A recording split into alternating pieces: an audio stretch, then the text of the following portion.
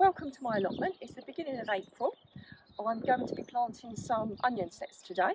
So I will put in the description some details for the things I'm using. So if you want to get them yourself, you can do. So I've already put some of my onions in. So I've put my white onions in. So stir-ons, they're already in the ground. As you can see, they are planted just down to the surface of the ground. So obviously I dug this ground over, I raked it, and then I put them in. Obviously I've marked the rows out so I know where they are. So I've got some red barron, I'm going to put a few in today. So generally I plant my red barron a couple of weeks into April because red onions bolt really easily, and if you plant them a few more weeks into April, then it's less likely to bolt. It's not a guarantee, but they're less likely to bolt. So to get them in the ground, you just need to make little holes with a stick. They don't go down very deep, they literally go down to the level of the surface of the ground. So you're not pushing them down really deep, you're not burying them. I can see people, they don't plant them far enough. And what happens with onions is as they root, they lift themselves out of the soil.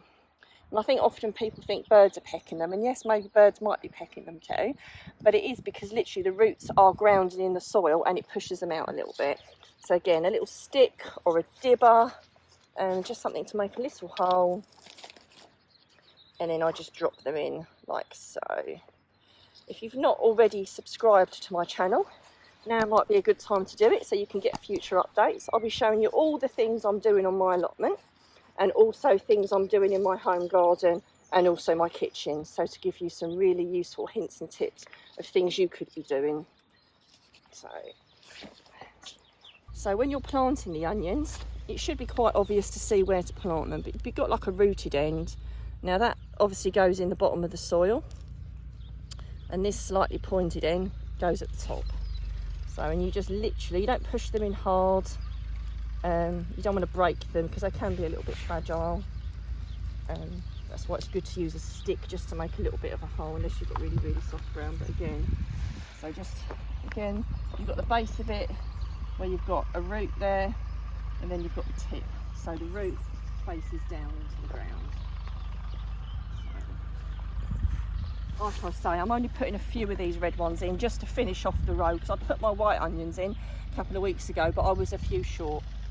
And I actually want to test the difference between planting them a little bit earlier and planting them a couple of weeks into April, and this will give me a good test spot without losing too much.